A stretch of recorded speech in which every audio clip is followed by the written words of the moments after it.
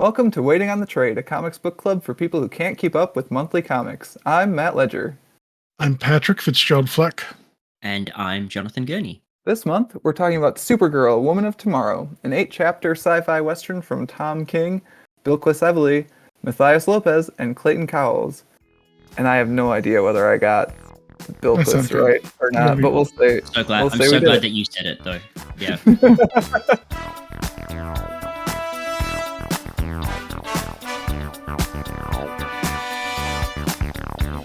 Now, in case you need a refresher, Supergirl Woman of Tomorrow pairs Kara Zor-El up with Ruth Marie Knoll as the two attempt to bring Crumb of the Yellow Hills, the man who killed Ruth's father, to justice.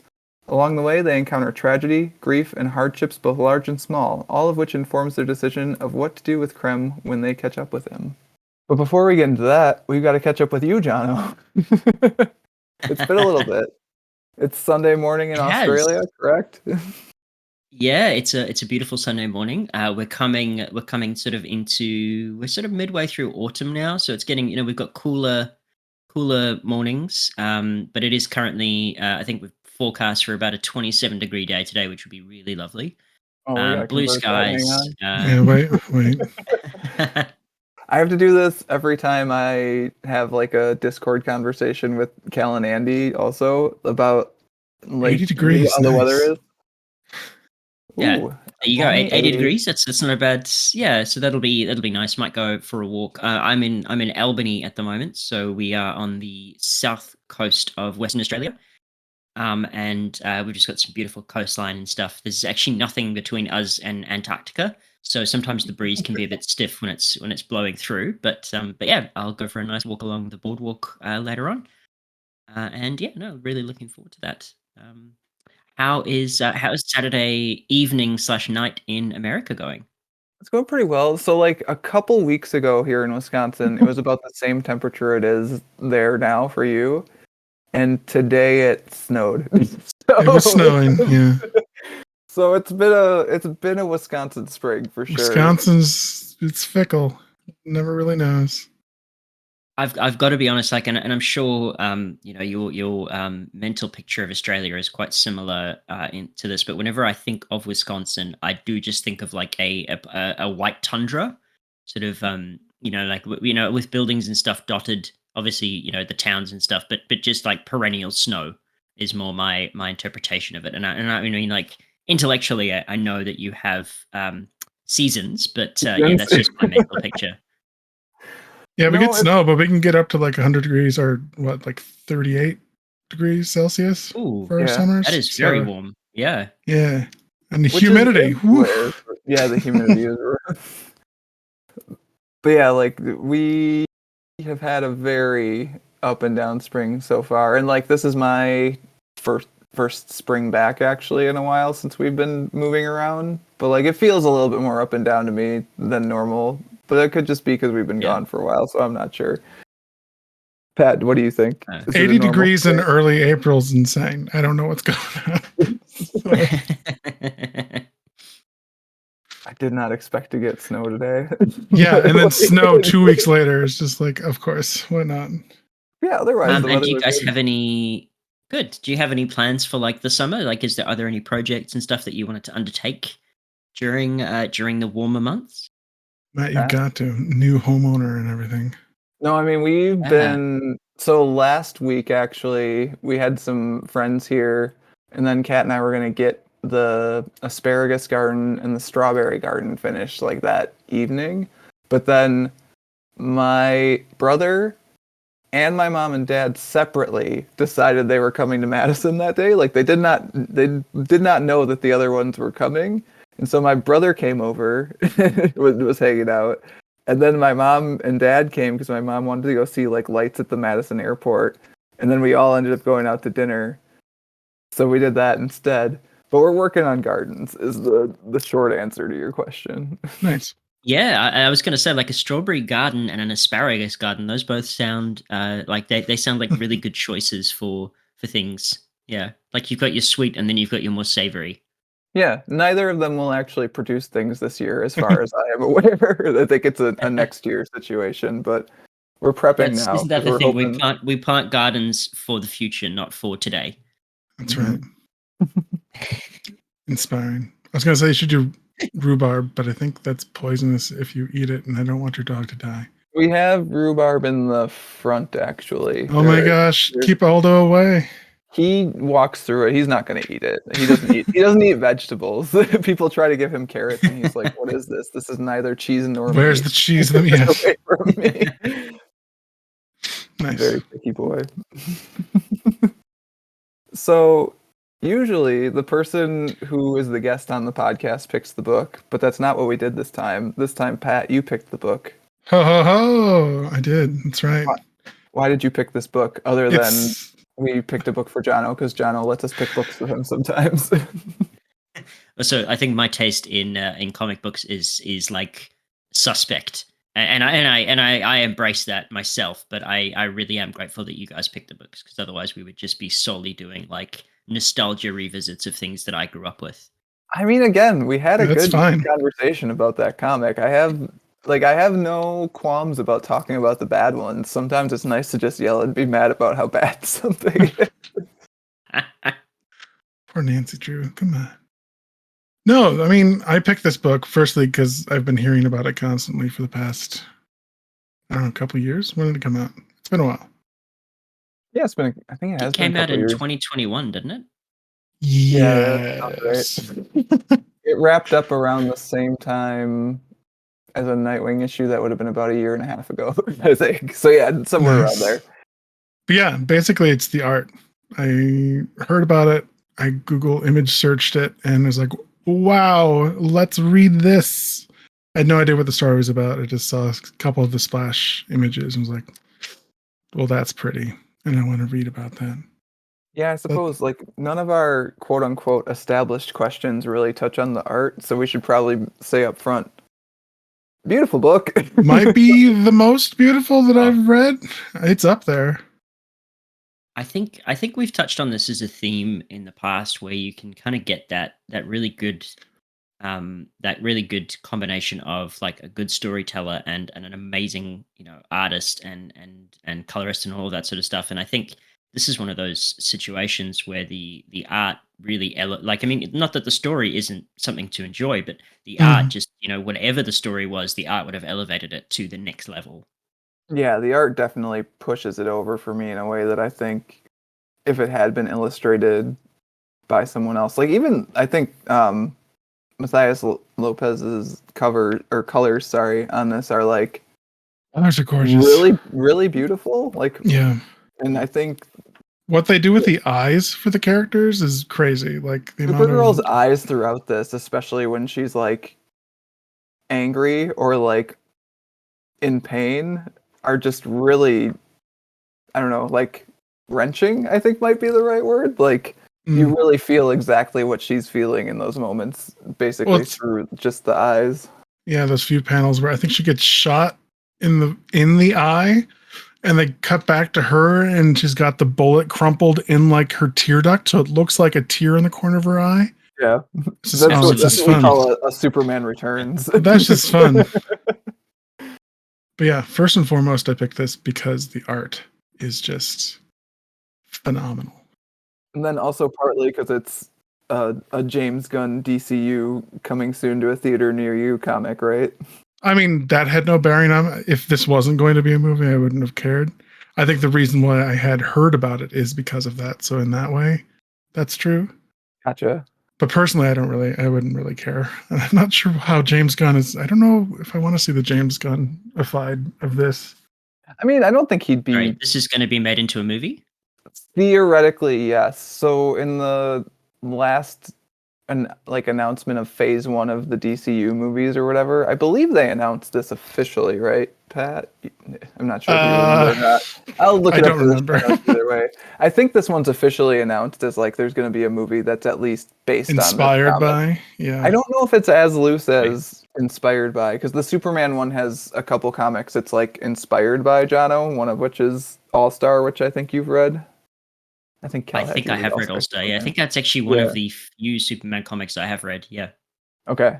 Yeah, so like the Superman one's like loosely inspired by that, but I think the Supergirl one James Gunn was saying is like a direct adaptation. It'll be. Okay. I think it's this. So I also don't know how I feel about that. Of like, because I guess this kind of gets into your question, maybe Pat. But like, I don't know how I feel about this being like the first big budget Supergirl movie since like whatever one came out in the 70s. Really? Okay. Personally, I think it's great, but again, I mean, we'll get into it with my a good question. But It's like as somebody who's only like just finding out that this potentially will be a movie. Like I think I had planned to sort of say I think that this was really my introduction to Supergirl in many ways. Like I guess I've been aware of the character as you do in these sorts of things, like you pop culture and things like that. And I don't know if I'm misremembering now because I used to watch Smallville when it was on Sure. TV when I was living in Zimbabwe, and I mean that would have been like I would have been growing up, as a teenager. I would have been quite young then when it was coming out, and I Yeah, vaguely remember Supergirl being in that. I Potentially, I think don't she know if I've is completely in misremembered. late. No, she definitely is in it because I remember it being a big, like a quote unquote big deal when she showed up. Was she But in a like, coma in the story and she wakes up? Tell me. Come on. I don't think so. I think she. Oh, I I don't dang know. I it. I can't don't know even how remember she that shows up. much. But I mean, like, no one's in costume in that show. So like, she just is like wearing a blue Yeah. tank top all the time. I think. I did not Yeah. stick around in Smallville long enough to know that. Smallville is so fun. It's a But they were glorious mess. They I were would agree ads in with my you on DC that. Yeah. comics. Yeah, Smallville is something. Oh, I think sorry. So yeah, as sort of like not really knowing Supergirl beyond sort of like seeing her in that, and I think I have vague memories of seeing sort of like I think my familiarity with comics and my access to comics is a well trod story on this podcast, but I didn't have access to comics like easily because growing up they just weren't. We didn't have comic book stores and things like that. So yeah, wouldn't have had a huge amount of access. And even later on, when I did move to Australia and met you guys, which was sort of a big introduction to comics for me. Like even then, didn't really read a lot of DC comics besides the ones that you guys would sort of lend me or really encourage me to read. So yeah, as sort of like for me, this was like not just a great story, but a really interesting introduction to a character that I'm sort of like, I wish like I'd be interested in learning more about this character. I'd be interested in seeing more of these sorts of adventures with this particular superhero. Nice. That's good to hear because that's one of the things we were going to touch on before we get into the questions proper too. Is like, did we all like this book? And I think the answer is yes. Yeah. Yeah. Oh, definitely. I don't want to speak for you guys, but I certainly I found it to be a really good emotional roller coaster. Like started out sort of I was very confused by in the first few panels. Again, like I went into this book completely unaware of any of the background. So Yeah, I was wondering very how very much enjoyed it. both you and Pat would do from that perspective of like, okay, we're just diving in here. Like, here's some superhero stuff, and like Pat's been around some of it at this point for the podcast, so has a little bit more background than you do, Jono. But like, I was so the writer Tom King has done stuff that's both like in and outside of like mainstream DC continuity, like actual monthly continuity. And so this book I think is technically in monthly DC continuity, but I don't think it's like Is it? I think it technically is, but I don't think it's like really been like I don't think it's been incorporated. It kind of stands on its own, and I think that's actually when Tom King does his best work at DC is when he's just off in his own corner doing his own thing. And then when he's brought onto like an actual monthly book that has to be part of the line and like fit into everyone else's like editorial demands and like certain storyline decisions and stuff, things go off the rails.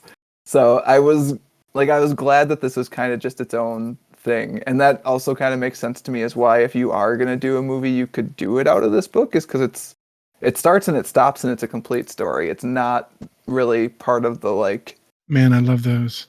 the monthly grind, the monthly churn, more content for the content gods. Like it's a writer and an art team and a story and they tell it and they're done. And I think that probably helps you guys like it. Enormously. Yeah, like I was a bit hesitant when not. I mean, I'd never hesitate when you guys recommend a book, but I was sort of like, "Ooh, am I going to be familiar with some of these characters?" I think in the past I've tried to read like Green Lantern, Superman, even Batman to a lesser extent, and I found myself sort of very confused by the world that they exist in because I don't have the background in it, so to speak. Yeah. And I did listen to the episode that you guys did with Callum about the Authority, and even just hearing the background to that comic book, I was like, "This is wild." Yeah, so that's one that I would not have like jumped you into, Jono, especially for I like had the no same choice, reason of like, Shadow. yeah, I was thrown in. that was just along for the ride because sometimes that happens. But like, yeah, That's that Callum's. one, That's Callum's mo. yeah, actually, yeah, Sink or that one's swim. like so entrenched in the minutia of like the line, like the DC universe and its monthly momentum, whereas this one is very much DC does this better than Marvel, actually, like so much better than Marvel, where every so often they'll take a character, they'll get a team on that character, and they'll just put out like a good story. It's just a good story. You can hand it to anyone, like as long as they have some semblance of like Supergirl is Superman's cousin. She has an S on her chest and she's a hero. Here you go. That's all you need to know. I think yeah, and just having that background, this book was fantastic for that. It really was. Even though it does make some veiled references that I'm sure we'll get into as we explore chapter by chapter, but I never felt alienated. Ironically, considering the sci-fi setting, I never felt alienated from any of my understanding of the characters. Like it was all very well laid out. So I Mhm. think one thing it does really smartly, and then I saw some reviewers take issue with because it seemed like all of us mentioned we had read some other reviews and criticism of the comic before we started recording. And one of the things I saw was that it's not a Supergirl story because most of it's told from Ruth's perspective, and it's kind of more about her journey than Supergirl's, which I take issue with that part anyways. But like, Yeah. I think a lot of good superhero stories actually aren't from the superhero's perspective. They're from someone else in the world looking at them. And Yeah. so you can just like ride along with them within this universe. Like Ruth's learning a lot about Supergirl for the first time, so you, Jono, can learn a lot about Supergirl for the first time, right? Like it's a really smart way to get a reader into the story. Yeah, and I think it allows for introspection on the character that isn't that sort of brooding, sitting in a bar, slugging back shots of whiskey, complaining about the wounds that you've got from your lifetime, holding a lifetime of regret. It's much more, the observations of a single person on this character. And I'm sure we will get into this looking at some of the discussion questions that we've got. Some of that is obviously necessarily shaded by the person that whose eyes we're looking through. um, that is sort of it's all influenced by their understanding of the character as well. I feel like we've talked around all three questions to a point where I'm not sure which Mhm. one's the right one to dive in with first. So I think given that, we'll just take the guest's question first. Jono, do you want to say your question? We'll get this thing rolling for real. Yeah. So this question, I guess, does sort of like tie into the immediate story beat of Ruth's, chasing of the man who killed her father. But then as we sort of learn throughout the story, there is more grief at play. So my question is, how do Ruth and Supergirl's experiences with grief shape their characters and their actions throughout the story?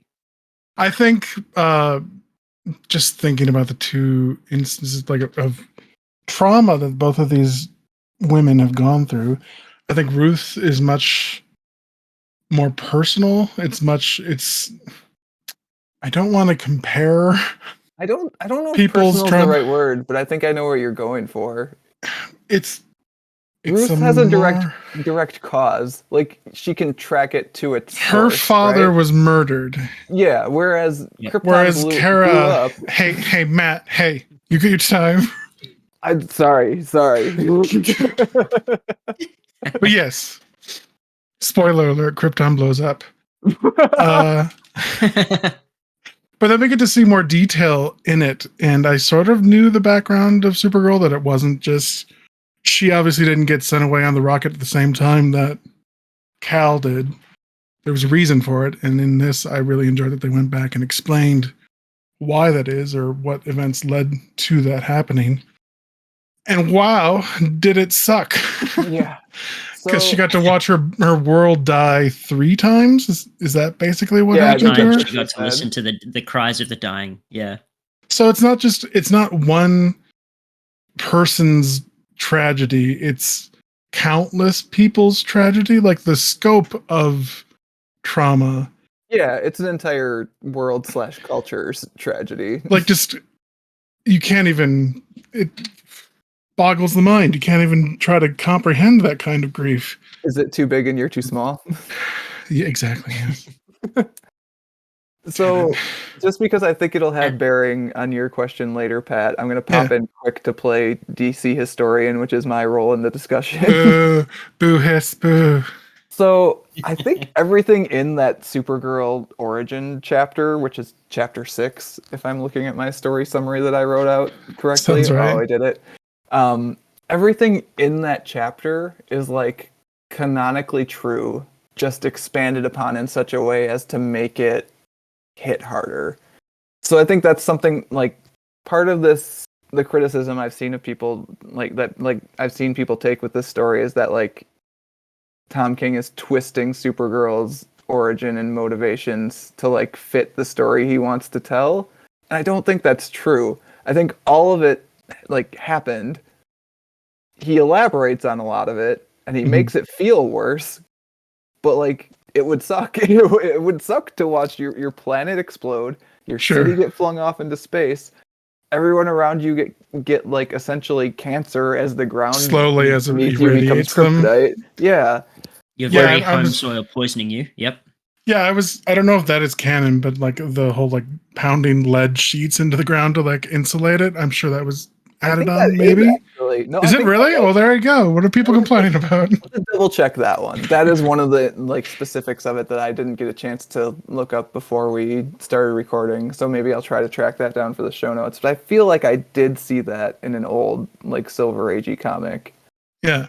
But anyways. Yeah. But I think just the scope, just the absolute vastness of grief that Kara has gives her the perspective that Ruth doesn't have. That she's so focused on the one thing, and Kara has, well, lots of people go through lots of stuff. Exactly, and she says to Supergirl, "My world ended. Krem destroyed my world." And her world at that point is just, this loving father who, that she has nothing but respect for. Even her mother doesn't seem that fussed. I don't want to I'm sure she's upset that her husband is dead, but they kind of talk about how Ruth's culture handles death, and that it's disrespectful to mourn in some ways, like it's disrespectful to death. Yeah. Which was an interesting way for a culture to handle grief. But Ruth obviously does not subscribe to that necessarily, because she then sets out to kill the man because of the action that he undertook. Yeah, and I was thinking about that, like that set of panels you were talking about earlier today, Jono, where Ruth says basically my world ended to a woman whose world actually ended. And I think that series of panels is really strong, especially in retrospect, like on a second read, because I think Supergirl is at the point where she'd both be willing to acknowledge that yes, this is true for you, but also you don't know what you're saying. You don't even know what you're talking about. I think what really hit me is I think it's after that. I don't remember exactly where it comes up, but I think Ruth asks her. I think Kara once again is saying revenge isn't the path you should be following, and then Ruth says, "Well, did you ever try to get revenge for what happened to your people?" And I got the feeling that Kara was just like what? There isn't someone. I don't really know what the lore behind Krypton blowing up. I think it's just greedy scientists doing greedy science things. So, can I play DC historian for you? Meanwhile, yes, go ahead. Back in the Hall of Justice, yeah. In all, like, in all good takes, it is just Krypton explodes. Like, and there are people that maybe could have stopped it in the same way that we could stop our own planet from overheating and dying and whatever, and like they just didn't because they didn't listen to Jor-El or whoever, whatever. Recently, No. you find out there is a guy who made Krypton explode, but I think we've Boo. all kind of just swept that under the rug at this point to just pretend it's not true anymore because it doesn't really need it makes it worse. Like it makes the story worse because like there doesn't need to be someone for Superman or Supergirl to like take revenge on. It's Well, that's what I actually got. The fact that Kara doesn't have, there isn't a there's no pure one to go do source that to like point a finger to. It's just like, well, a horrible thing happened to my planet that I have no means of preventing, and yeah, just like the huge difference between them is really illustrated in that one comment. Absolutely. And like Ruth is motivated by her grief to seek revenge, whereas Supergirl seems motivated by her grief to help. You see a lot of like there's some beautiful panels of her engaging in just community service, really, in various places that have been hit by. I don't know how much spoilers we want to go into, but like we do it later all, on. Jono. Yeah, no Anyone worries. listening Okay, to the fantastic. podcast has hopefully read the story, and if they haven't, they showed it was good. It was good. Yeah, definitely read it. This is your mark to read it before we spoil anything more. But when the bandits have gone through and absolutely wrecked planets with Krem's help or encouragement or just his participation, and Supergirl's reaction on those planets is not just sort of like, great, we have our necks bearing, but she actively steps in to help.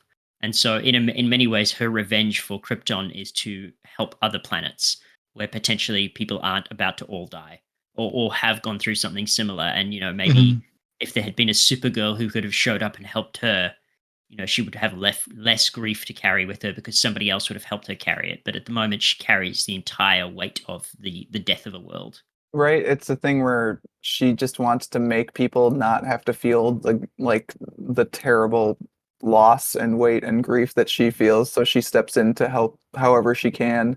I really like the one that hits me in that chapter, so that's basically chapter 4 where they go from world to world to world is when she steps in to help The grave digging. the grave digger Yes. dig all his graves. It's the Just little that's such a teary. beautiful Oh, set of pages. it's the old. That's what a good neighbor does. Yeah. Yep. I also did like the scene of the giant who she encourages to hit her until the giant is finally able to cry. And that was, because this is a very warlike culture. And again, trying to show grief, grief varies so much culture to culture. I mean, even just on our planet.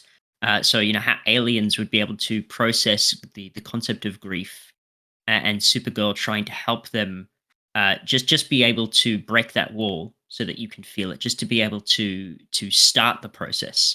I thought that was a very beautiful scene.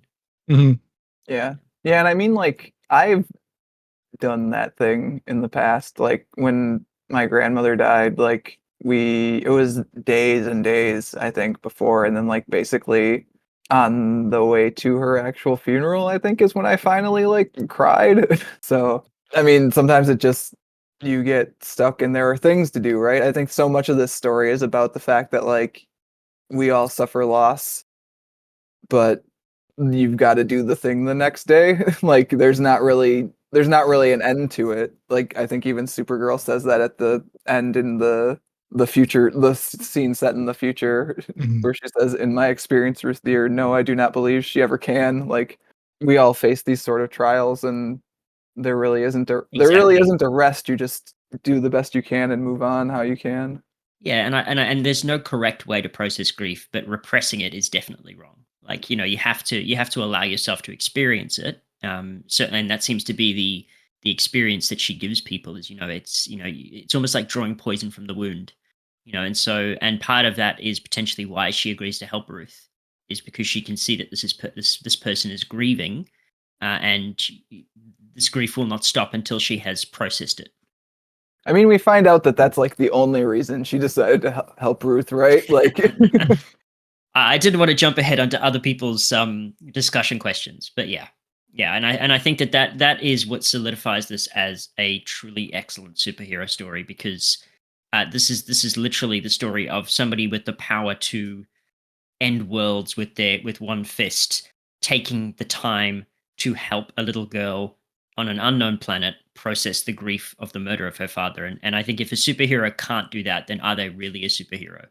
No, I mean that's what superheroes are for, right? And I think at some points in the story it rubs up against like the actual, I don't know, not like rules of the fiction. That's not right, because the rules of the fiction actually demand that Supergirl helps Ruth the way she does, but like there are bits during especially that chapter where they're going from world to world following the Raiders where I'm like, Supergirl could just catch up with these guys and stop them. Like she was like she could just But then go. no one would be there to help those people. I Who mean, would that's have true. helped There the is that gravedigger too. dig all those graves and find her Also, there would be daughter's less graves to bones? dig, potentially, Yeah. we could argue. Well, there's that, but I'm willing to hand wave it a bit, but like, especially with like the scene where she rides Comet to the end of the universe within the span of like hours or a day or whatever it was. I was like, she could probably have caught up with those Raiders and prevented some of these tragedies if she wanted to. Super Horse wasn't there then, okay? Super Horse showed up for that moment when he was needed. I do have some logistical and background questions about What? the horse. Super Horse About the I will turns into a beautiful man I will and then make the dies. What's argument. confusing about that? I will make the argument in terms of why she didn't fly ahead and stop them is potentially because, like, in an infinite galaxy, they're really following the wake of destruction so that they can track these guys. Sure. And stopping to help the gravedigger makes sense in the sense of, again, you can't leave a neighbor who needs help. Yeah, I mean that also simply, took 3 minutes or whatever, yeah. right? Like that didn't really Yeah. slow her down. So No, exactly. So I felt it was more that they were in pursuit rather than that they knew where the end goal for the Raiders were. But yeah, arguably Supergirl probably did have other tools at her disposal. I'm operating from an assumption of like Supergirl could easily figure out how to track them down, but I think part of it is a little bit built into the story during like the bus ride bit where that takes them like weeks or a month or months or however long that takes to actually get to a world with a yellow sun. Yeah. So maybe that's how they get so far ahead. I think it's hand waveable easily. It didn't take me out of the story, but like I think that's the biggest criticism I had with the story was like, okay, all of chapter 4 is just them going from Raider world to Raider world to Raider world, and eventually like it breaks Supergirl to the point where she goes into a sun to scream because otherwise she'll break a planet. I was like, we could catch up with them if she wanted to. She could stop the next one. I mean, it also, to get back to Jono's question, gives Ruth the perspective that she didn't have with her grief to see all the devastation. Yeah, that Krem and the people that he's with have been. It's not just you, basically. Yeah. Yeah, there are other. Sure. Yeah. You're not alone, I think is a very crucial message, because it did feel like her mother was not going to give her that. Her mother very much was like, I do not have time to grieve my husband's loss because I have a life to live, etc. The world keeps spinning. And I think she just needed somebody to be like, hey, other people experience this. This is how they experience it. You're not wrong to feel like your world has ended, but you also can't let that be the end of your world. Yeah, and I think Supergirl's also showing her in those scenes, especially like there are other things for you to do than get revenge. Like there are other people out there that you can help move through this same feeling that you're feeling. Like you're not like it's not over. There's more things to your life than this. Precisely. You can pick up the sword and chase the raiders, or you can pick up the shovel and you can help the gravedigger. Yeah. Or both, as the story takes us. Yeah. So do we want to do a brief aside into Comet the Superverse quick before we move on? No, I think it's self-explanatory. I just had a lot of confusion about that. Jono, you're not the only one. I'm so glad. That is a real character. Beautiful man turned into beautiful horse, who then turns back into beautiful man and dies. So you would think Comet the Superhorse is the same. He did die. I believe he did, yes. Again, whether this is quote unquote in continuity, I think remains to be seen. I think it's one of those stories where, like, if enough people like it, DC continuity will absorb it at some point. Supergirl's never going to swear this much regularly in like quote unquote real DC comics. That's just not going to happen. But like, Yeah, you would think Comet the Super Horse is just a horse, and the way Krypto's just a dog from Krypton, and obviously he gets superpowers because he's from Krypton. No, Comet the Super Horse is I think actually a centaur who's cursed to be a Shut horse up. and a man. What? Because one of the reviews I was reading was taking issue with the fact that he didn't revert to a centaur after he died. I mean, there's one panel where he looks like a centaur, but I thought he was like mid turning back into a human. From what I remember, and I am actually not the world's foremost expert on Comet the Super Horse, so we'll probably drop something in the show notes on this one. But from what I remember, he was a dude that was cursed to become a horse, and the horse had superpowers, and the man was in love with Supergirl, so now the horse is Supergirl's horse, which is a whole. There's a lot to unpack there about can one own a horse that's a human that you're in love with, that's in love with you. I don't know. Ask any horse girl. I'm sure they'll say it's fine. It's natural. Fine. Yeah, that's true. That at least that appeals to a demographic. Yeah. Yeah. Tumblr's all over this one, John. I was about to Google it, and then I thought I don't need that. Is it furry if it's a horse? I don't know. That's the kind of thing that I just hairy. I don't know. I mean, it's a horse who's a man, though. Yeah. Yeah. It's borderline. It's borderline. It's questionable. All right. But sorry, Krypto. We haven't even touched on Krypto because that was another question for me. So he actually was on Krypton, the dog. Yep. So was he in the rocket with Cal? Yeah. How did he get away? So again, that's another like. There are variable stories, and was there a dog rocket and a baby rocket? I believe there was a dog rocket. Oh my god! Yes, I believe there was a dog rocket. How? Which Kryptonian spent the time and resources to save a dog? Oh my god! The show notes are going to be so dense for this one. Imagine you've just had your newborn baby, and then you see somebody putting their puppy into the rocket that could save your child. It's the people who call their dogs their fur babies. It's too much. It's too much. Well, I think that I would draw the line at that, especially when your planet is being destroyed and you choose to save your puppy. Yeah, that is. Yeah. Hang on, guys. Now So does that mean Golden Labradors originated on Krypton? Oh my gosh! No, or is that like a? Because I guess that's as fair. Parallel evolution is the term I'm reading here on Wikipedia, John, to bullshit its way out of that one. Oh look! I mean, there is an alien race that looks very yeah. So I will tell you guys what I've got here for the original Krypto origin. There have been multiple. At one point, Krypto got sent into the Phantom Zone and then got retrieved from the Phantom Zone, I know, in New 52 continuity. But original Krypto origin is that, just as we used to send dogs into space to test rockets, Jor-El sent Krypto in a prototype rocket before sending Clark to Earth. So, I mean, the history of us testing rockets with dogs is very dark. So yes. Yeah, we'll hand wave that one. But yeah, Krypto, an actual dog. Comet, a man who has been cursed to be a horse. I see. Okay, that at least look. I don't have to know the full history again because this book does a great job of not getting bogged down by those details. But yeah, it was a curious reveal, I think. Yeah, I think the Comet stuff is definitely the closest this book comes to being like, what? What am I supposed to know? Excuse me, what?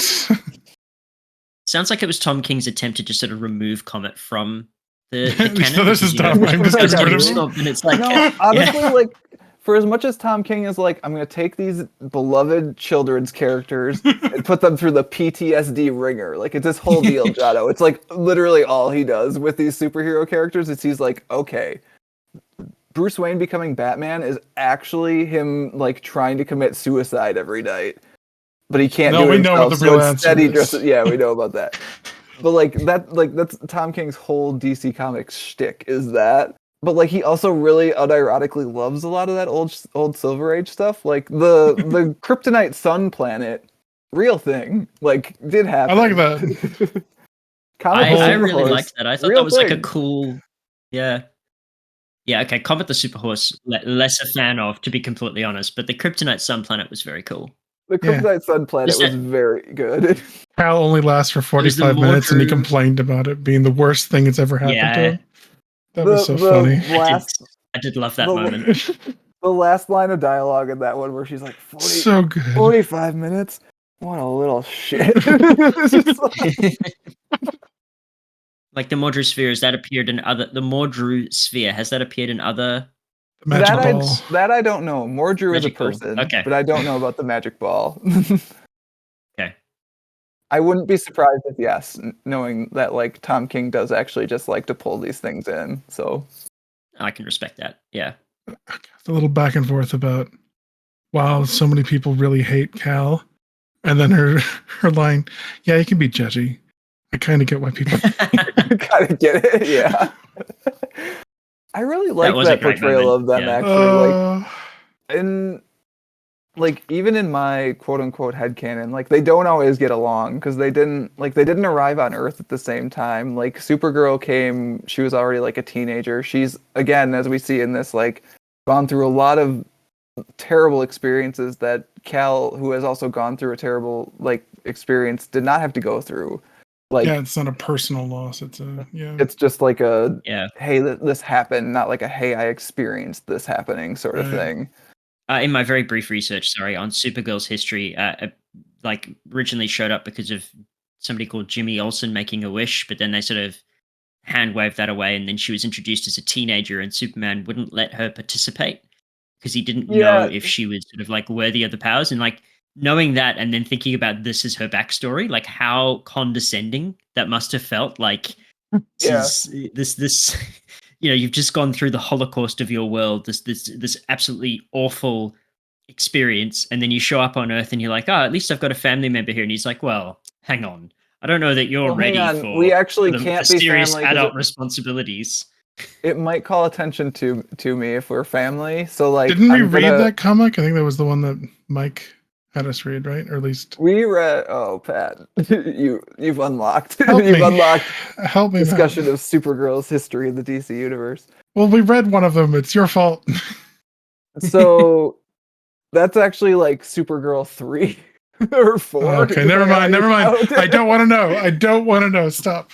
The initial Supergirl stuff Jato's talking about is from like the Silver Age, and then in the 80s they basically decided that when they rebooted DC continuity, Superman would be the only Kryptonian, so there wasn't a Supergirl for a very long time. Is the short version of that.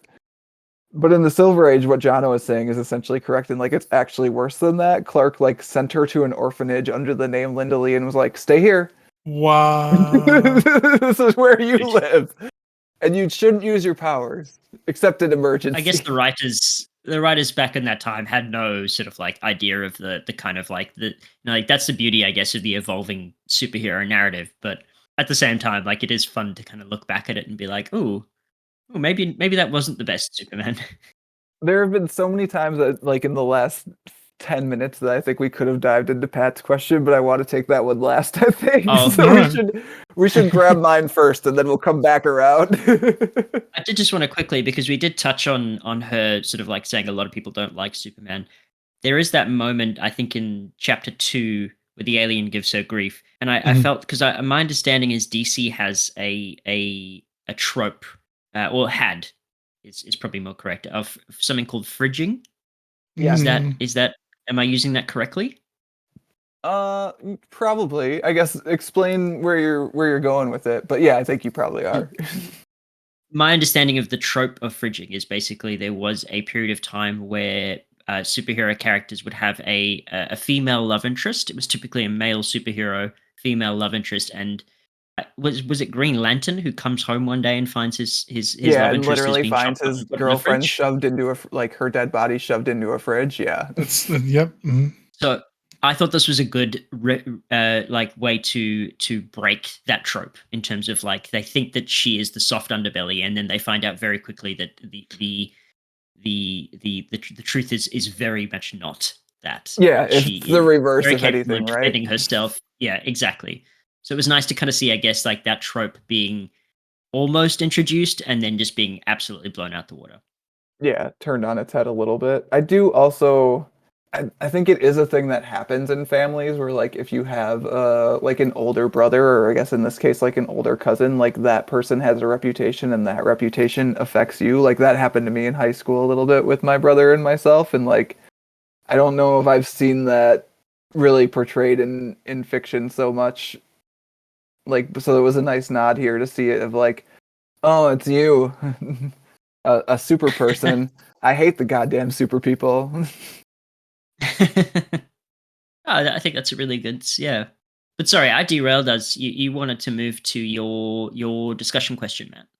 Yeah, so I want to talk about whether the reveal that Ruth's narration is unreliable, like, did that affect your enjoyment of the story at all? Because we find out basically nearly at the end of the first issue, we're told that Supergirl is going to kill Krem, which to me is like, no, she's not. Like, it wasn't even like a solid fake out to me. I did not buy it from the start for a couple different reasons. Like, it's Supergirl. I don't think DC would let Tom King do that. And B, Tom King has a history of kind of setting up these things where he like puts you in a situation where you're very convinced that something shocking and like kind of out of character has happened or will happen.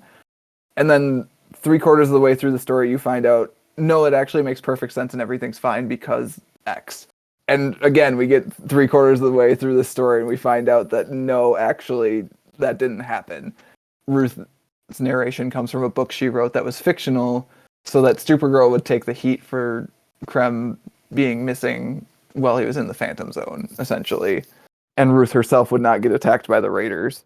But I wonder, like, how far do you guys think that unreliable narration extends to, like, what we see in the story? Like, do you feel like the stuff that we saw on the page is accurate, but only the words that we see in the captions are potentially inaccurate here and there? Do you feel that like anything besides the like Supergirl killing Krem didn't happen? Because there are some passages that are describing Supergirl herself that I don't take issue with, but I think are an interesting take on Supergirl, and with the hindsight of being like, oh, she's writing this so that people think Supergirl's like a badass killer that you shouldn't mess with. Like, some of it could be written with that in mind. So I guess I was just wondering, like, do you guys, like, did the reveal at the end affect your enjoyment of the story or how you read it? Especially because I think most of us at least read it 2 or 3 times. So in retrospect, did it affect your reading? I thought this was a really great question, because I think it really kind of touches on some of what we've already discussed. I think, again, it was a little bit of a surprise to me that Supergirl didn't kill Krem, and that's purely because of my my lack of understanding of the character, and I certainly sort of like knowing that she was going to, and then seeing her being this beacon of compassion and empathy. I was surprised that she was going to kill Krem in many ways, and then the reveal that she didn't, and that this was all just part of that attempt to throw the bandits off of Ruth's trail. I thought was that made sense. It didn't sacrifice enjoyment of the story at all. I think it, if anything, like, it makes a lot of sense to have an unreliable narrator for this kind of one-off story, because everything that we're seeing is necessarily colored by Ruth's understanding of the world, by Ruth's understanding of Supergirl, and that is all similarly colored by the experiences that we see her going through. And that also gives them, DC, I guess, a convenient out if, like, oh no, Comet didn't actually die, Ruth just didn't understand what was happening. That kind of level of Sure. Yeah. thing. Yeah. But Pat, I'd be really interested to hear your thoughts as well. Yeah, Matt, shh, quiet. Give my That's thoughts. fair. I was just gonna say, this is part of why I wanted to take my question before Pat's, is specifically what Jono mentioned about the unreliable narration giving DC an out for basically anything in this story having not happened. I mean, it does, which is unfortunate, or fortunate, I guess, depending on your point of view. Yeah, Pat, you go first. I mean, it really had no bearing for me. I mean, when I tried to think about it, I mean, a fictional story set in a fictional universe being fictional didn't, like, it still, to me, I guess I didn't focus enough on, like, is the person Ruth, the old woman Ruth at the end, is she the person that was depicted all the way through, kind of thing? Or, like, I mean, I still liked the story. It was entertaining, and I don't think the fact that it may or may not have been real events that happened, it's like had no bearing for me. I just thought, oh, okay, well, No, I think that's a fair opinion for sure. And like I think I actually increased my enjoyment. And I did not ask the question in hopes that our answer would be, "Oh sure. God, it ruined the story for me." Like I actually think it was really good for the story for a couple reasons. I think actually the out of like you can pick and choose any of these pieces to have happened or not happened is actually pretty good, especially with DC characters where that's just the going like status quo all the time is like you have to pick and choose what actually happened because it contradicts itself every other Sunday essentially. It did make certain parts more palatable for me in terms of like the Mordru sphere. Um, when Supergirl outraces the second Mordru sphere that with Comet's help and things like Mhm. that. That was a bit of a confusing one, particularly when they get to wherever they get to, and she just sort of pops it like a bubble. Um, I, if we had been viewing it, I guess, from the outside as like an objective observer, I would have wanted to know why that worked. But Yeah, like because we're more of an just sort of explanation of hearing it what from Ruth. actually happened. Precisely, and whereas because we're viewing it through Ruth's eyes, the why is less important to her than the result that Supergirl has now been able to come back and help. Like that to me was far more satisfying than if we'd watched that as from the outside, we would have had to know, oh well, this is the Mordru sphere. It can do this, it can do that, and the only reason that this is working is because it can't get to this point, and now she's at this place that is the end of the universe, and magic can't operate here for these reasons, these rules. Because then the world would have to be consistent with the rules that are established. Whereas because we're viewing it, I guess, through You would have to know the rules too, right? Like, and that's exactly, like not what we're yeah, trying to do in this story. We talked about how this story is actually really accessible in a good way because you don't have to know everything. And I think again, like you were saying, Jono, the fact that we don't need to run up against the rules of like, well, where did she go when she flew outside the universe? Like, it doesn't matter. Just read the story. It's fine.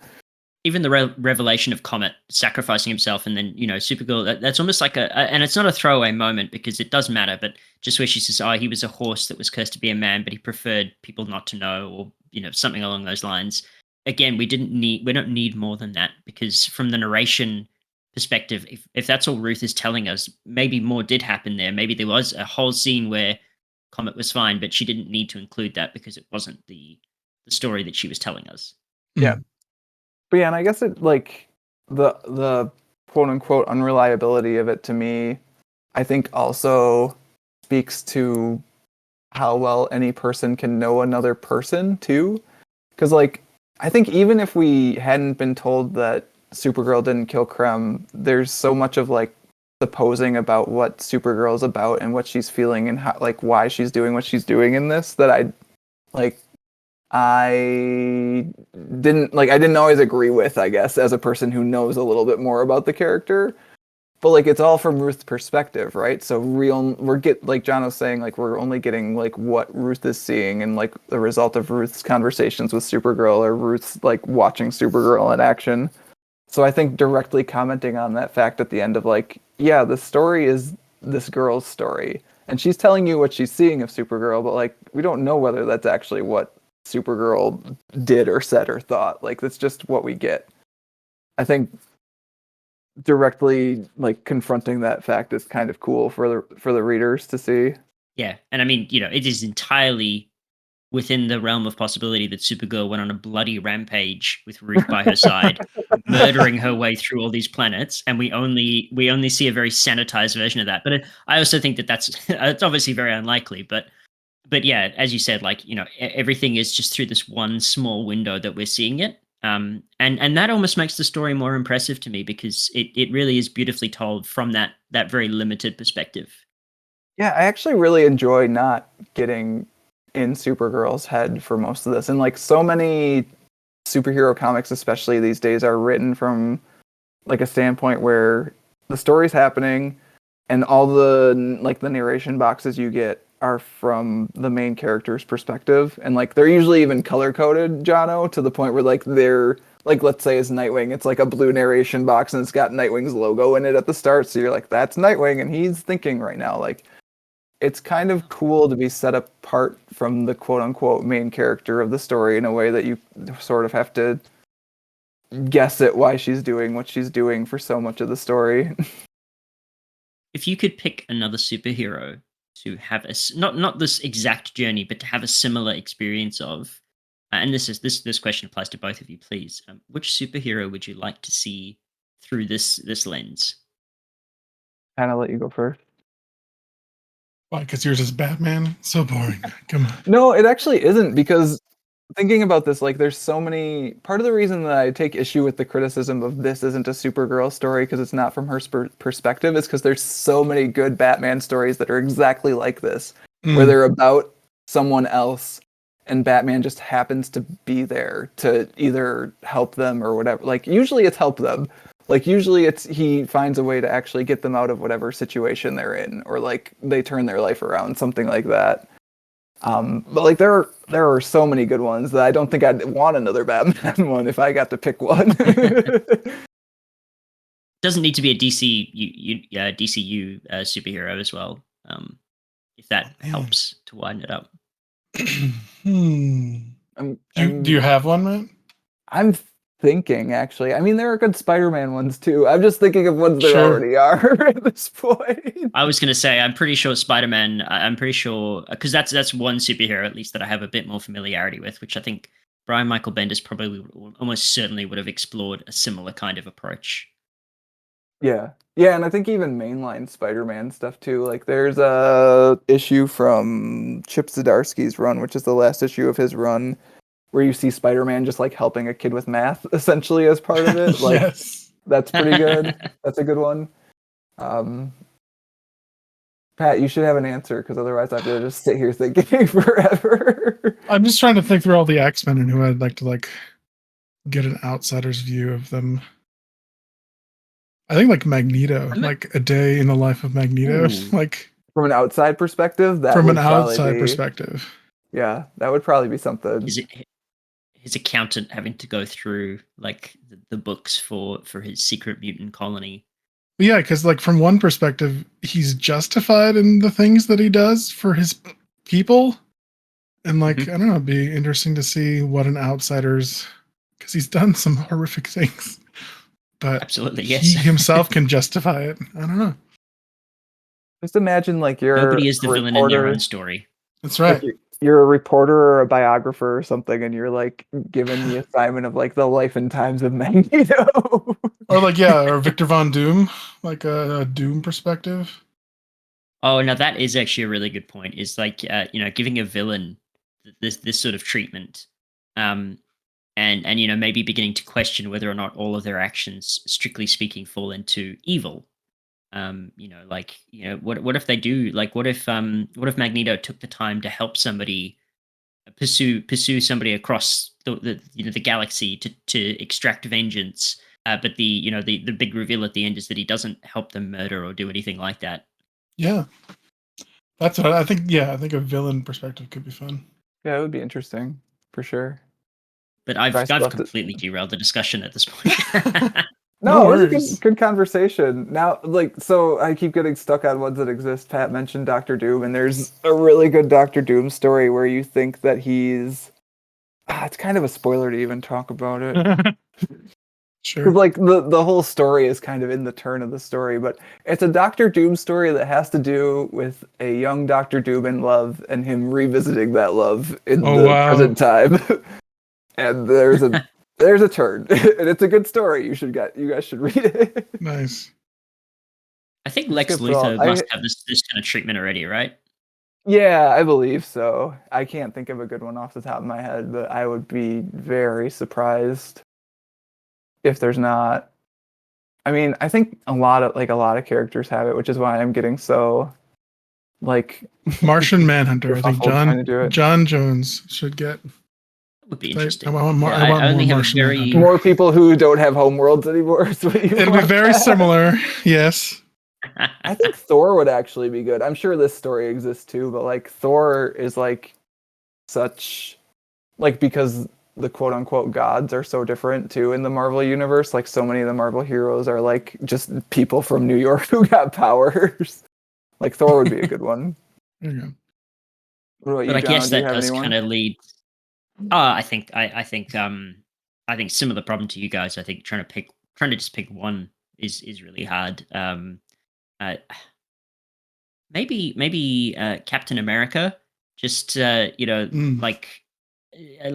all that he represents, but seeing him as less interested in like punching somebody in the face and more interested in like helping out at a soup kitchen or volunteering, at his local.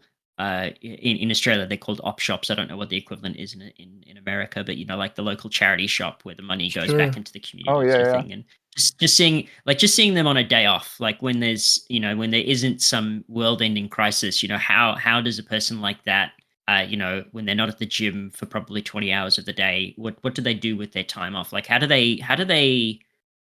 revitalize their interest in humanity so that they feel motivated to To protect actually keep doing their job. Yeah. Yeah. Yeah, exactly. for sure.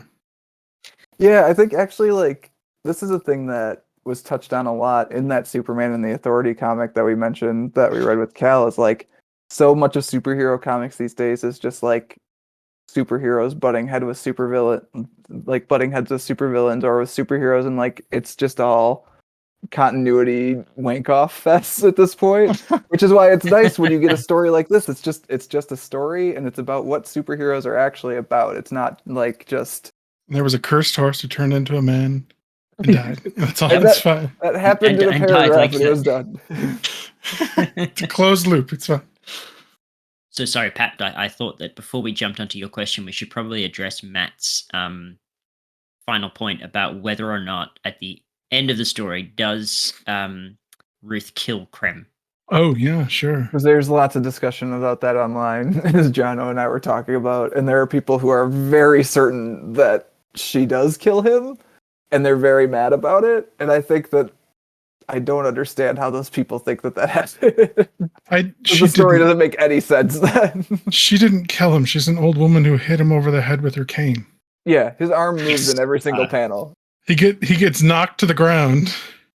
All right, I'm so glad that we can put that to rest immediately. Like, if you guys had said, no, she definitely killed him, I would have listened to your reasoning, but I would have been very skeptical.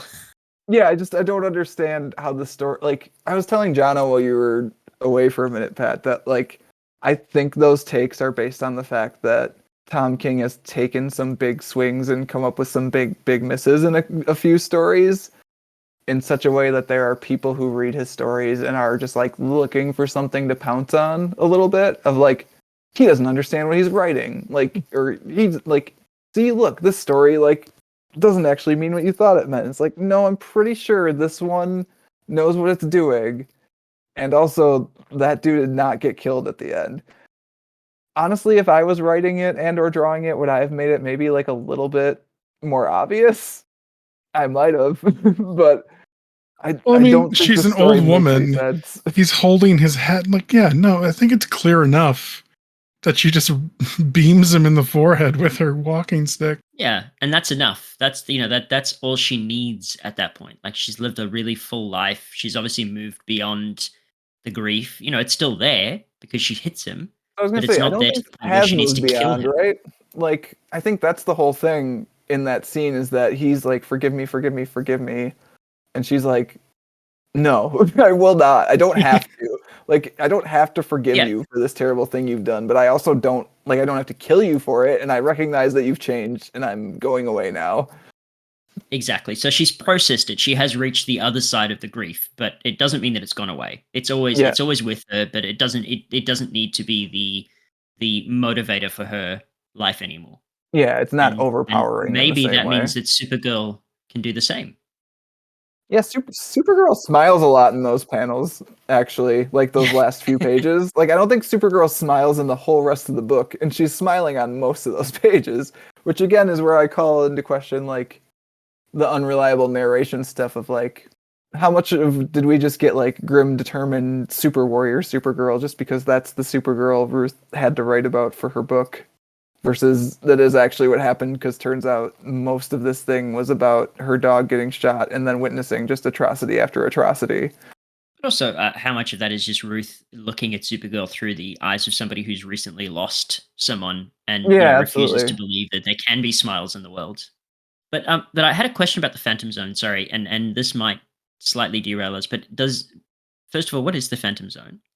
And First second of all, off. does time pass? Does Yeah, that's a time good pass question. differently in the Phantom Zone? I think well, I was going to say you don't age, but he definitely does age, right? Let's just say yes to that one, Jono. We'll put a pin in Okay, that, but because we'll say yes. he's in there for 300 years, right? Ye- I think so. The Yeah, second 100, the last 100. Yeah, at least 300. yeah, Yeah. let's say 300. I mean, looks like Ruth has aged. We don't Like, know the roughly the amount you lifespan would. of Ruth's race, so Very true. I Very true. I guess time passes is what we'll go with, which I actually don't think is what I remember being true. But again, DC Comics, it changes every other Sunday, so who knows? The Phantom Zone is basically another dimension, Jono, and the Kryptonians used it a lot as like a prison for people who had done like unspeakable crimes, and they didn't want to keep in real prison, and so they put them in the Phantom Zone. And like you theoretically could like repent and come out of the Phantom Zone, like you could learn your lesson, but like really the people they put in there for the most part were not the repenting kind. Because I was going to say 300 seems excessive for the murder of Ruth's father, but he also did participate in multiple like what, genocides. Yeah, four or many, five many, many genocides. Yeah. genocides. Yes. So I don't know that 300 is actually enough. Like I think a life sentence is potentially a thing, but you're saying he might not die if he's in the Phantom Zone. So there's some ethical questions, I guess, around. Yeah, the Phantom well, Zone's a first of all, whole he was- thing of like, Yeah. is it ethical to just put people into a ghost dimension? Because like the way it works kind of is that you're like essentially a ghost person. Like the Phantom Zone like exists atop the like our dimension. So can you see into our dimension from the Phantom Zone? Yes, I believe so. I'm trying to Okay, think of right. the Justice League story where the Justice League sent themselves to the Phantom Zone so that Martians couldn't read their mind, and I believe yes is the answer. Nice. That's a whole other question then. But yeah, and I guess sort of it does raise sort of judicial questions around Supergirl's authority to imprison a Well, man there for was a 300 trial but that's- apparently.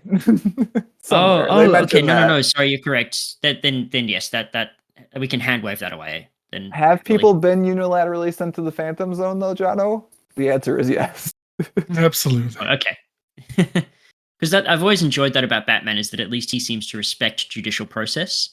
But yeah. Yes, it I does raise too have questions enjoyed that about No, Batman, Jono. Have you no, always enjoyed that Jono. about Batman? Jono, no, because then the criminally insane gets sent to Arkham, and that is kept suspiciously not guarded, and they keep breaking out. Why is that, Jono? Why do you think that is? It's because Well- Batman wants easy punchable people in the streets. I choose to believe it's because he and this is my thing with Spider-Man as well is that he believes in rehabilitation rather than permanent imprisonment, which I respect. I think Oh, good, that's Jono. I'm glad you So have he the keeps correct opinion. So he keeps the security lax? That doesn't make any sense, To be fair, Jono. he is not responsible for Arkham. Yes. But Oh, why is he Jono. not, The Jono? elected representatives Jono, a Oh, look, billionaire. as Bruce Wayne, he Yes. absolutely should be. This is what I'm saying. Should be leveraging his wealth, but he has to do so within the bounds of the democratic system in which he operates. And as we've seen, sometimes there are competing interests when it comes to things like that. And for all we know, there is a private contractor providing the services at Arkham, which my understanding is that is not an uncommon setup. Surrounded by Batman apologists. I'm sickened. So, Jono, when our episode about Batman: A Death in the Family comes out in a couple weeks, please listen to it and just nod along in agreement with me as I talk about the exact same things you just said.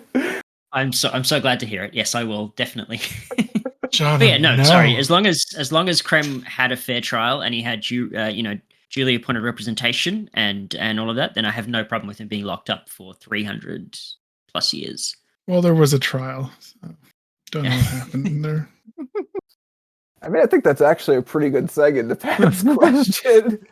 talking Yes, about sorry, how these yes, these children's characters are now expected to operate within the the bounds of due process. Well, yeah, like in the we've been legal talking system, about. there are two. Yes. Yes.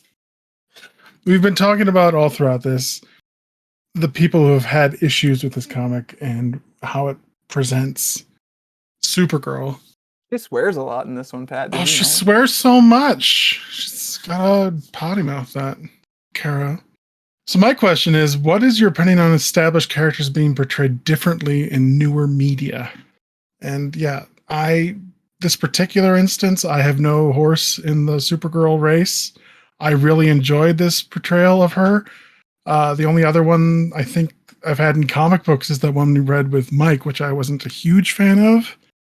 I appreciated in this one that her costume was much more modest than what I've seen in the you didn't past. get the, like gratuitous, like terrible male comic book artist. Hey, she's naked, but not really. Yeah, Panel. like she's attractive, but she's not like her.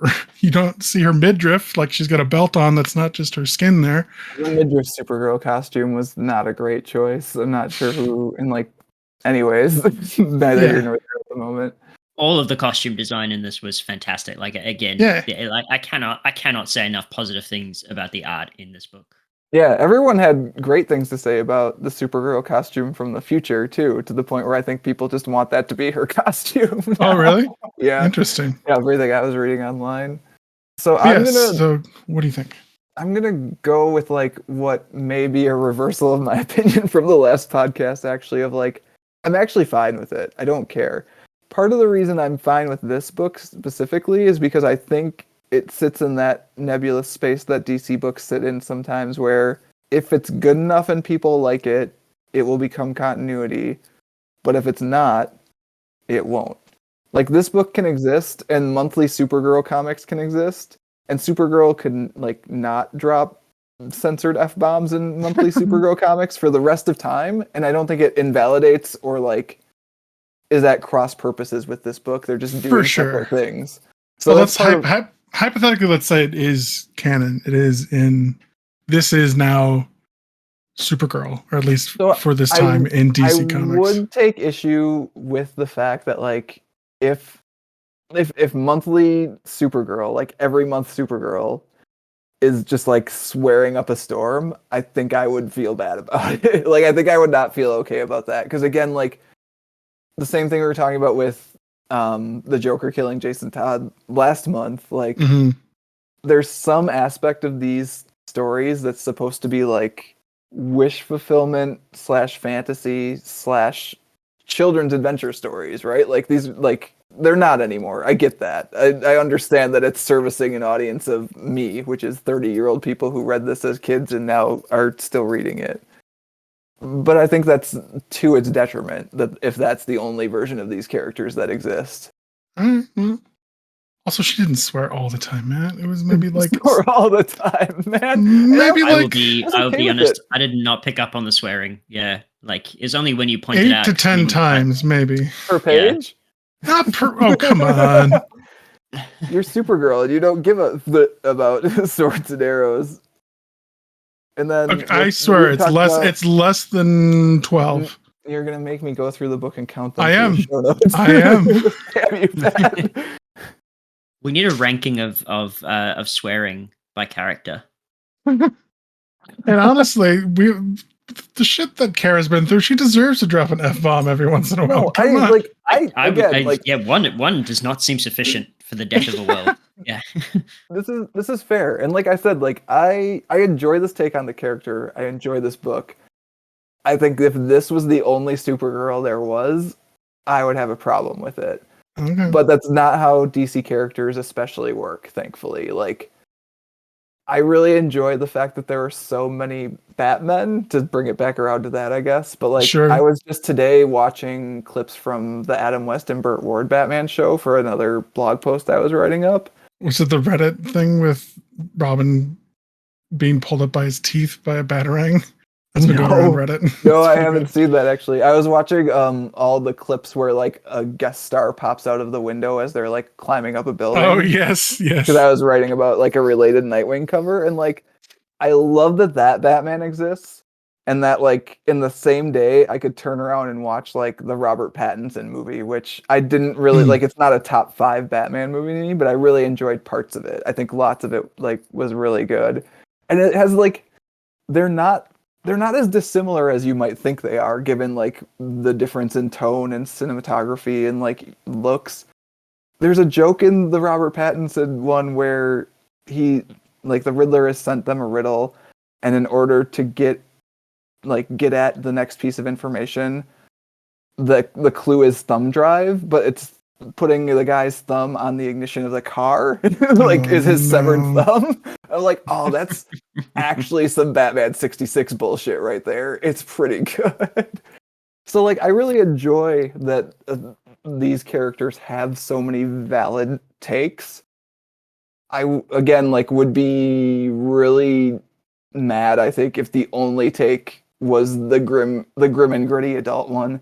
Like if PTSD Supergirl was the only Supergirl we had, I think you would lose something. I do also want like Supergirl frolicking with her dog Supergirl and like kids comics and stuff. I Winnie the Pooh. Winnie the Pooh is a beloved children's character. Oh, I think I know where John was going with Uh, this, but continue. and I think they even did it. They even did a film quite recently with Ewan McGregor, Christopher Robin, sort of thing. And this is a beloved children's character. Uh, many animated films, many books, and things like that. And it's all all fairly harmless. Winnie the Pooh getting stuck because he's eaten too much honey, that sort of thing. And recently the character went out of copyright, and I think immediately they Public made a domain. film. Yeah. Yeah, public domain. That's correct. Yes, they made a film called Winnie the Pooh: Blood and Honey, I believe, which is a horror film. Yeah, the like R-rated Uh, Winnie the Pooh movie. That's where I thought we were going. R-rated Winnie the Oh, Pooh. Yep. yes. So I think I'm not okay with that, and I'm not yucking anybody's yum. People may have enjoyed it, and that is entirely valid. I do not enjoy and I think Matt, this leads somewhat into your thing. I don't think that there is value. Personally, again, this is all my own opinion, but I don't see a huge amount of value in just a um, gritty reboot of an established character purely for shock value. Like I don't see that as being an interesting exploration um, for myself. That being said, I also know that there are a lot of people that push for other established characters to be changed in some way. And maybe this isn't quite in the same vein as your character, but I worked with a person who was a huge fan of Doctor Who and James Bond. Like this person had a Matt level, Matt and his DC history sort of level of appreciation for Doctor Who and for James Bond. And there's often sort of like a push to like I mean they've now had a female Doctor Who, Mhm. and he was cooler on those episodes, but again not because she was a female character. He felt that the writing wasn't great. But there's also been a push to have a female James Bond or a person of color play James Bond, and I can absolutely understand where those pushes are coming from. And this person was quite anti that, and not because Mhm. they don't like people of color or anything like that, but because in their mind the James Bond that has been established in the books and in the films is James Bond. It's not a title that just gets passed along. Double O Seven potentially would be a different story because 007 is obviously Bond's Yeah, just a designation, designation. his license to kill. And he didn't seem to have as big an issue on that. So I think that like I can understand that distinction.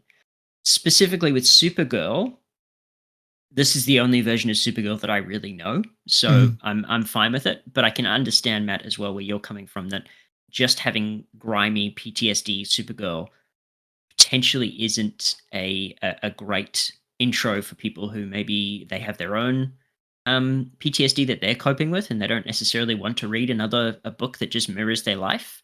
But also, I think that there's a great opportunity, and I see it. I used to work at the library, and I used to see a lot of the Marvel easy readers, the Dorkin Kinsley easy readers, and they Yeah. would have Marvel characters and things like that. And I think that that's also there's room for that as well, right? Like portraying slightly sanitized potentially versions of these characters, but like that's still a great introduction for people. And um, you know, Matt, for yourself, if somebody in their 30s reading these books, that can be the start of it. That can be the start of a lifelong love with reading, which is great.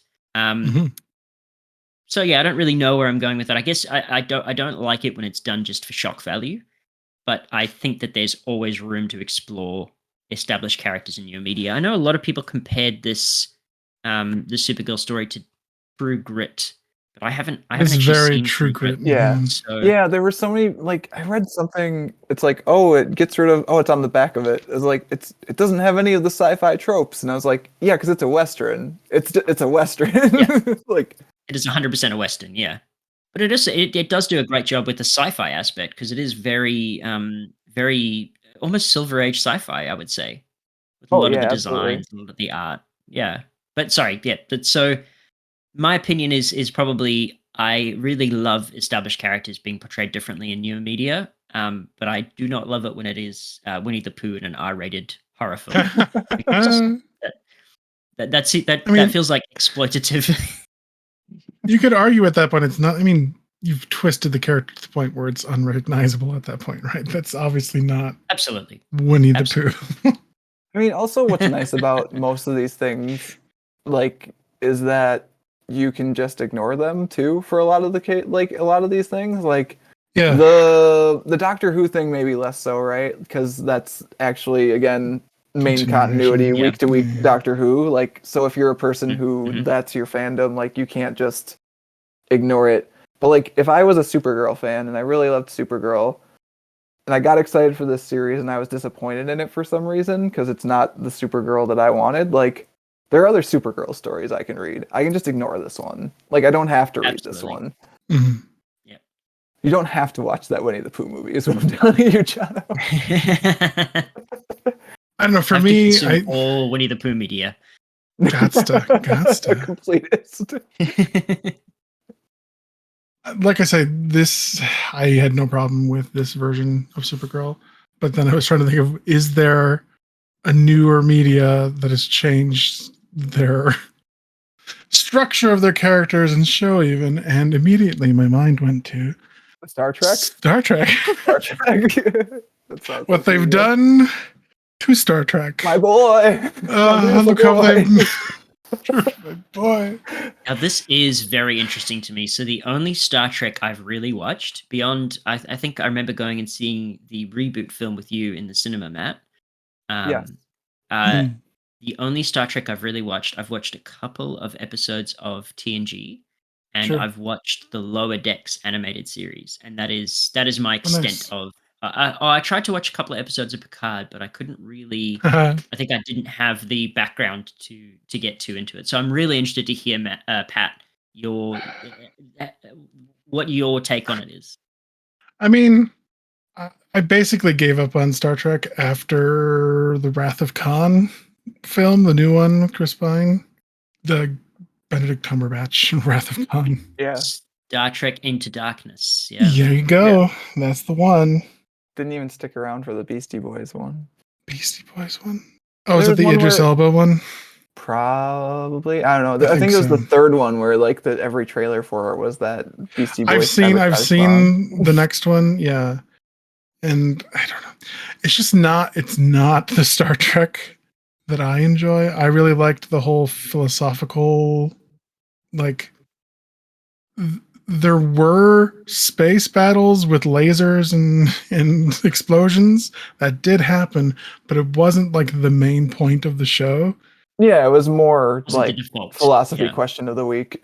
Yeah, it was just like, let's debate what life is. And that was really interesting in the fact that there was, it was really cool. It was science fiction, the way science fiction should be shown. And it's sort of devolved now into like popcorn action scenes. Yeah, so I think like my opinion on those Star Trek movies, like the one that you and I saw together, Jono, was like that movie was a good movie, but it wasn't a good Star Trek movie. And I have that opinion about like Superman comics too sometimes, or like, oh, that was a good comic that should not have had Superman in it. Like that sort of thing. Or like it misunderstood the character. So I get where you're coming from for sure, Pat. I'm glad that it's your week to yell about the source material that you love. It's finally your turn. I mean, I hear Strange New Worlds is good. I keep shying away from getting back on that horse though, because I don't know if I can. I haven't even watched the Lower Decks animated show, which I'm also told is pretty decent. I didn't enjoy the first few episodes of Lower Decks, but Okay. I think if you were expecting something that, and I think it definitely grew on me in a very positive way, but I think it is very much a love letter to early Star Trek from what I understand. It is very referential, which I sometimes miss the references, but like it is an animated show that has no problem completely leaving the main cast to explore what happens to a robot that goes rogue in an episode. And like you don't see the main characters for like 90% of that episode, and it's all the better for it. Well, it's strange because Star Trek is weird because it's going on for so long. I'm not a huge fan of the original series, and I'm sure the original series fans have problems with Next Generation, where I started at Next Generation. I love that. I like Next Generation, Voyager, Deep Space Nine, and then Enterprise showed up and it's like, well, Enterprise is weird. I don't know if I like Enterprise. So it's like wherever you jump in is the one that, whatever doctor you start with is your favorite doctor. Not true. That's really well said. So I understand why some people don't like this Supergirl, because I really don't like what they've done to Picard in the current Star Trek. Though I hear season 3 is better, I don't care. I'm not going to watch it. So my counter argument to that train of thought, though, is that like if the characters aren't like, you don't have to like it, but if the characters aren't allowed to push in new directions and evolve, like Supergirl would always be a girl who's stuck in an orphanage with a brunette wig while Superman's doing the real stuff. Like, I don't like the direction that Star Trek has gone, but I do feel like it has to evolve, right? Like the television watching public or streaming that's not even on TV anymore needs to, like, you need to keep up with them, and maybe a philosophical debate about whether or not an android is alive or not for 40 minutes doesn't tickle everyone's fancies, which I think it should because it's amazing. I mean, but they definitely are we're trying on a new set of clothes with some of the other, like the Discovery stuff. From what I've heard of, like instead of being episode to episode, they decided to take the HBO / Doctor Who thing of like, hey, a season is going to be a story. And I think they've even walked that back a little bit, because I watched the first episode of Strange New Worlds. Yeah, I think that's more serialized. Because Mike made me. Mike wanted to watch something, and I was like, well, I've heard this is good, let's try it. And it is actually, it felt more like Star Trek to me. So I think it was pushing in one direction, realized it wasn't quite what it should be, and then came back. Like that sort of experimenting, I think, is fine, and I think should be encouraged for sure. Exactly. So like if it lands somewhere that is better for the risks that they took, maybe at some point I'll jump back in and say, wow, this is better Trek. But I'm not there yet, so we'll see how it goes. But I think your point that you have to allow these things to evolve, I think is very pertinent, because I think stagnation is the alternative, right? If we just exactly what we've been saying, like if you just get the same thing over and over again, it's going to keep the diehards really pleased, but you're never going to get new people in. Yeah, it's either evolve or end, right? Like those are kind of the two choices. So, and it is uncomfortable. Like I remember when they were introducing Miles Morales as the new Spider-Man, so to speak. Like there was a lot of people that were very against that. They did not like the idea, for various reasons. Like, you know, it can't be Spider-Man anymore if it's like a different person under the suit, right? Like, you know, it's not like I believe is it Green Lantern that they've had a few different Green Lanterns? Roughly 25, yes. Okay. It is, yeah. But you know, like Batman is always Bruce Wayne. At least that is true, right? Batman is always Bruce Wayne. No, the majority of the time. Okay, all right. Okay, so bad example, but Superman is always Kal-El. Oh, Jono, no. Oh no. Comics do this all the time, and like the Miles Morales one is really interesting, actually, in that like it wasn't even main universe Spider-Man at the time; it was Ultimate Comic Spider-Man. Yeah, but people still got really mad. Some might say the better version of Spider-Man. You said it, Jono, not me. Oh. But yeah, so sorry to bring it back to your point. Yeah, that is like that kind of evolution obviously is needed. And we did kind of touch on representation.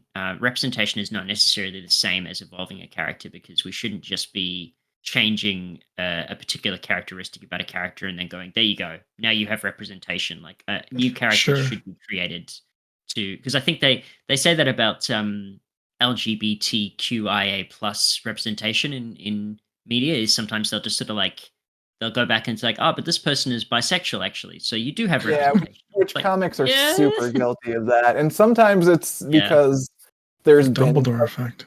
oh, yeah, there's that. Yeah, But, like, yes. No T representation in that particular franchise or particular. Oh, God, let's not even. Nope. Yeah, that's.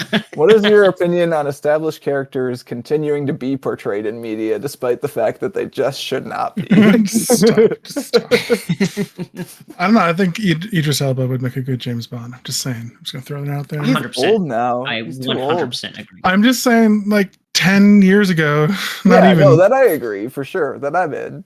I mean, James Bond is not that dude's real name. Also, like, let's be clear, right? There Like, is that other exactly the argument you can make in the books. It's never like a white man gets off the plane and walks up to the thing. His name is James Bond. Books never ever say that about him. Like, okay, yes. I don't know. I'm pretty sure he's a white man who's made into an Asian man in one of the books I have, Shadow. That's probably pretty problematic in and of itself. Yeah, you probably should never share that book with anyone.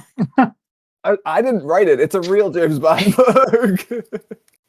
But yeah, so I guess established characters being portrayed differently in new media is fantastic. It is an evolution. It allows for some really interesting story explorations and themes.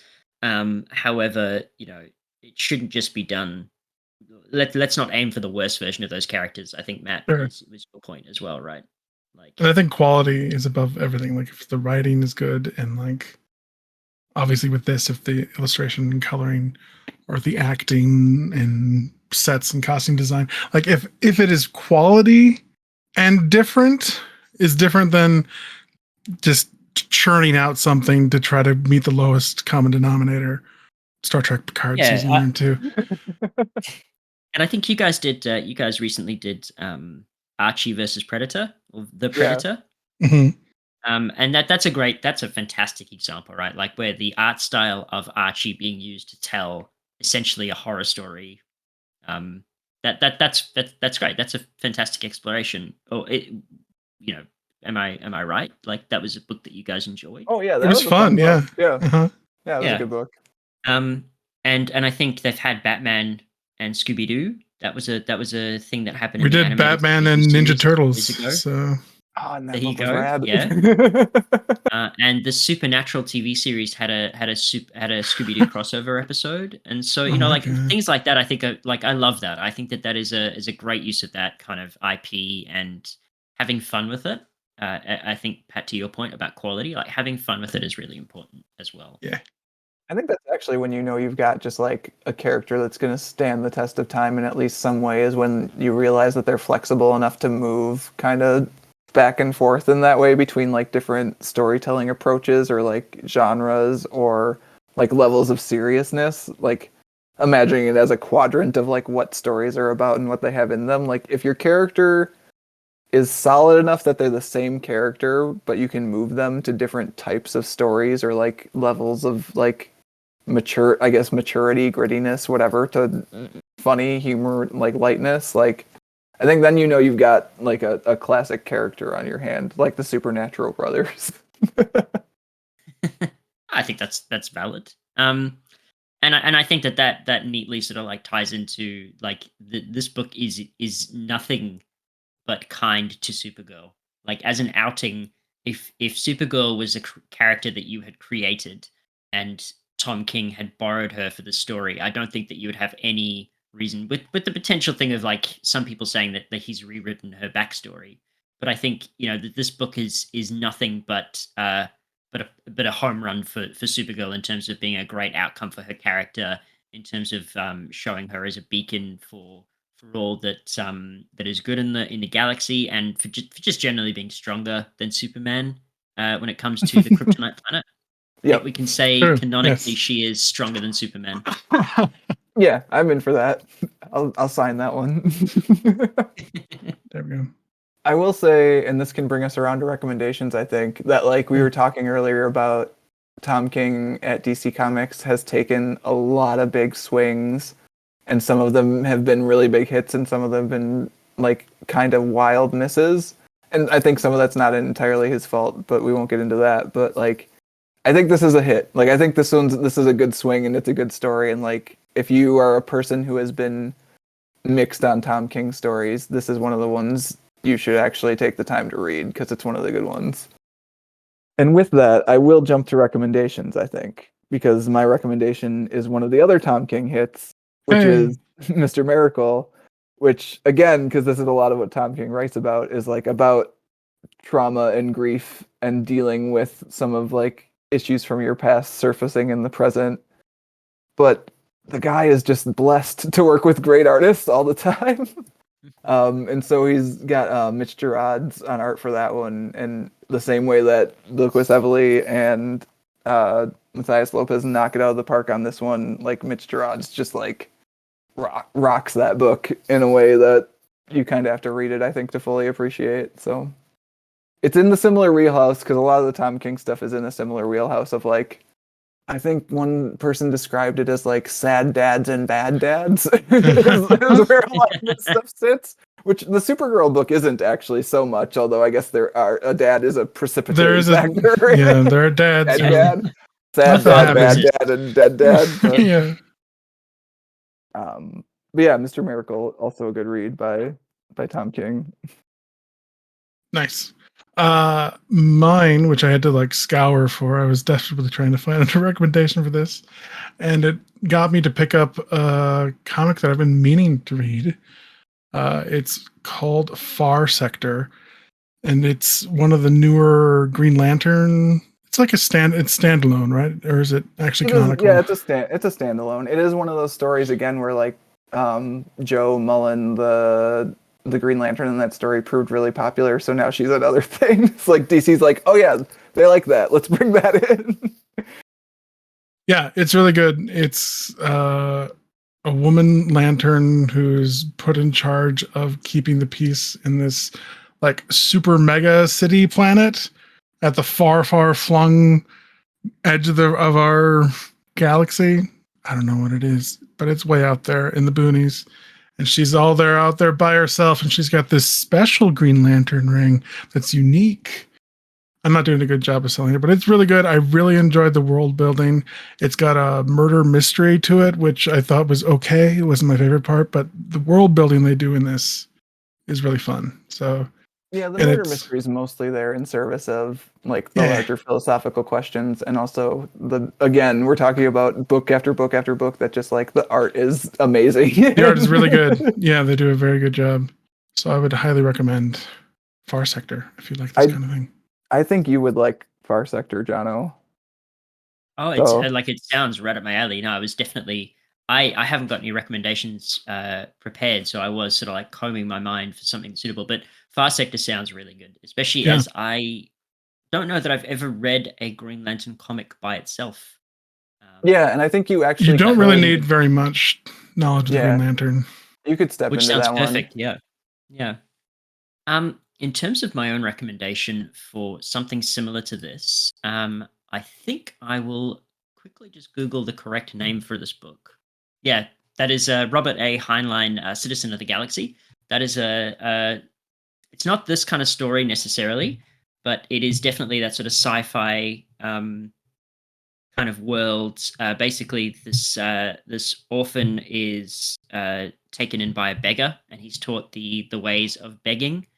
And then stuff happens. I don't want to make any spoilers, but stuff happens, and he just kind of gradually goes through this sci-fi world until the very end, where he finds his place in the galaxy, and it's quite interesting. I think it's very similar sort of world building to some of the stuff that we see with Supergirl and Ruth.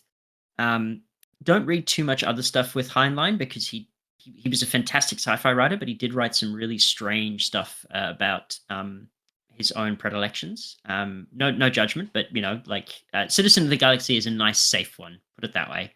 Cool. Other books that would probably be good about grief, I would say Day Tripper. Day Tripper is a really it's a fantastic graphic novel really that explores death, grieving, life, and it's very life affirming in many ways. Have you guys done an episode about Day Tripper? We haven't. I actually somehow misplaced or lost my copy of that, which I'm mad about because I'm pretty sure that's one that Cal sent to me.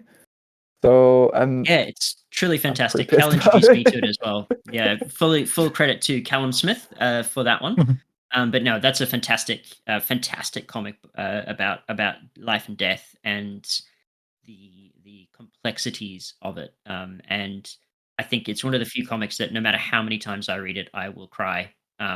Like probably about midway through, and in a really positive way. Like it's a very life affirming book.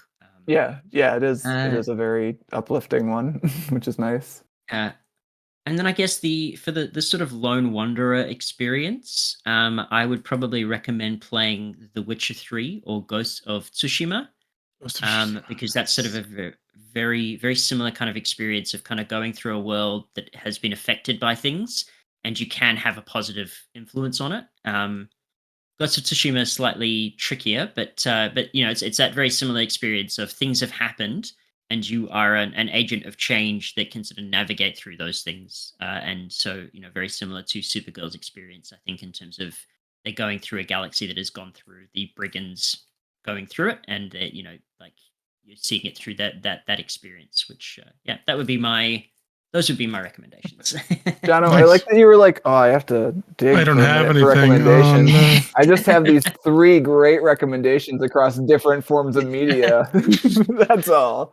That's just this whole thing. One more would be, if we're going to deal with Oh, PTSD, come would be on. because I didn't get a chance to talk about this graphic novel. It'll be Animorphs, the book series Animorphs. There are 54 books. They're all available for free as a PDF online with full support of the author. Are they actually? And Are they? Wow. yeah, they are. Yeah, they are.